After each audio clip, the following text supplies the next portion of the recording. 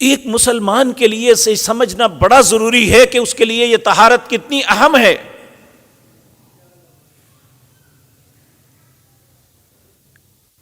میرے بھائی، قرآن نہ پڑھیں گے تو یہ قرآن ہماری شکایت کرے گا. قرآن ہر انسان کے لیے گواہی دینے والا ہے، یہ بات یاد رکھیں.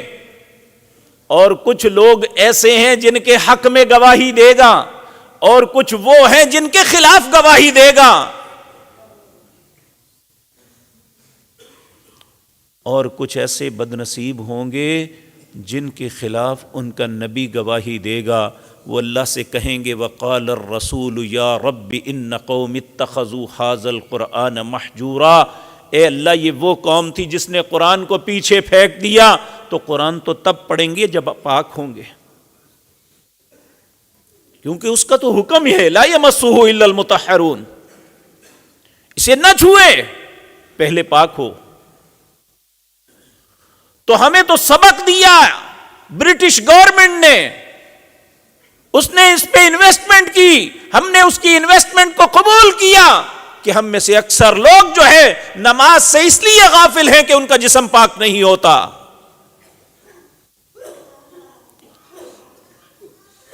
اور آج کی ماؤں کو اس بات کا اندازہ نہیں ہے. میاں بیوی کا تعلق ایک جائز تعلق ہے. نبی کریم صلی اللہ علیہ وسلم نے فرمایا اس تعلق کا بھی اللہ اسے اجر دیں گے. صحابہ نے تعجب سے پوچھا یہ تو ہم اپنی خواہش کی تکمیل کرتے ہیں. آپ نے فرمایا اگر غلط کرو گے تو گناہ نہیں ہوگا، اگر صحیح کرو گے تو اس کا اجر ملے گا. تو جنابت کے بعد غسل جنابت لازم ہے. اگر انسان کسی وجہ سے اپنے غسل کو ڈیلے کرتا ہے کہ میں بعد میں کر لوں گا، اب بچہ بھوک سے تڑپتے ہوئے روتا ہے کہ ماں اسے دودھ پلائے، تو اسلام اسے اجازت نہیں دیتا کہ اپنے بچے کو دودھ پلا، پہلے وضو کر تو پھر دودھ پلا. اگر ایک انسان جنابت کی حالت میں کھانا چاہتا ہے تو اللہ نے اس کے رسول کے ذریعے ہمیں بتایا کہ پہلے وضو کرو پھر کھاؤ. کون ہے جو اس پہ عمل کرتا ہے؟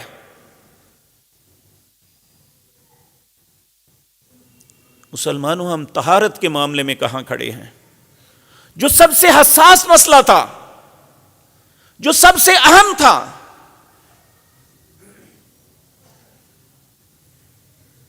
میرے بھائیو ہمارے نبی نے تو حکم دیا.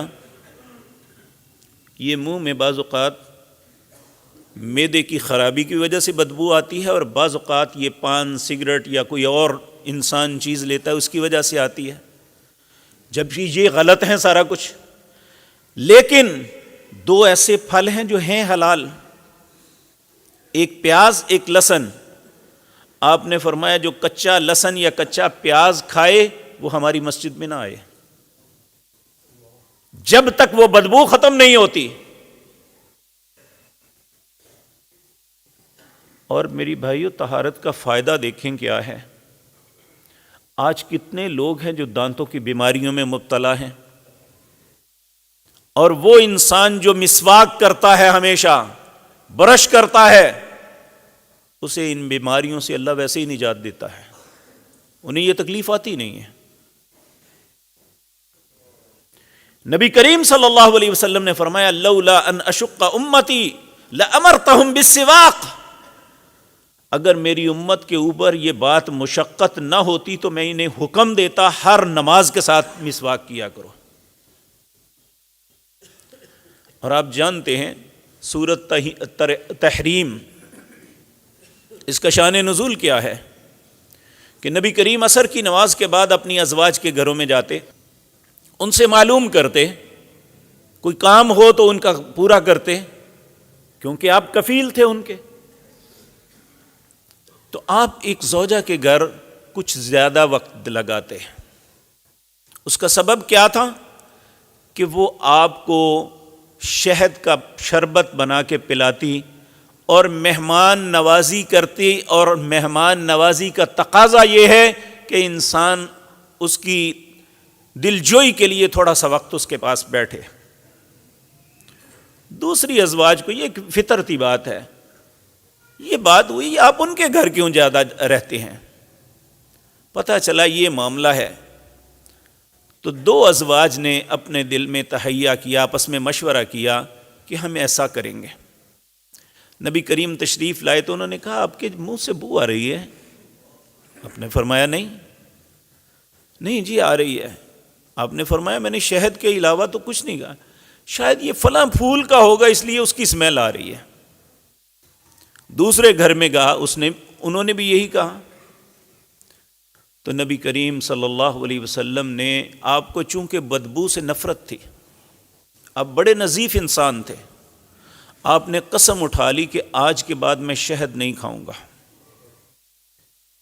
تو اللہ نے سورت اتار دی، یا ایھا النبی لم تحرم ما احل اللہ لک تبتغی مرضات ازواجک واللہ غفور الرحیم قد فرض اللہ لکم تحلۃ ایمانکم واللہ مولاکم وہو العلیم الحکیم وَإِذْ أَسَرَّ النَّبِيُّ إِلَىٰ بَعْضِ أَزْوَاجِهِ حَدِيثًا فَلَمَّا نَبَّأَتْ بِهِ وَأَظْهَرَهُ اللَّهُ عَلَيْهِ عَرَّفَ بَعْضَهُ وَأَعْرَضَ عَن بَعْضٍ فَلَمَّا نَبَّأَهَا بِهِ قَالَتْ مَنْ أَنبَأَكَ هَٰذَا قَالَ نَبَّأَنِيَ الْعَلِيمُ الْخَبِيرُ۔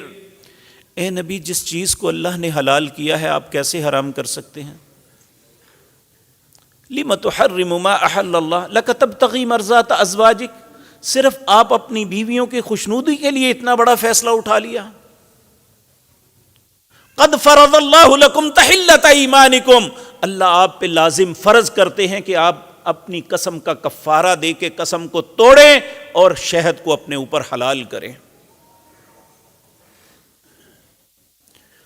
تو عرض کرنے کا مقصد یہ ہے کہ نبی کریم صلی اللہ علیہ وسلم کو بدبو سے نفرت اتنی تھی کہ آپ نے شہد کی بدبو کی وجہ سے شہد کو حرام قرار دے دیا اپنے اوپر۔ تو ہمیں سوچنا چاہیے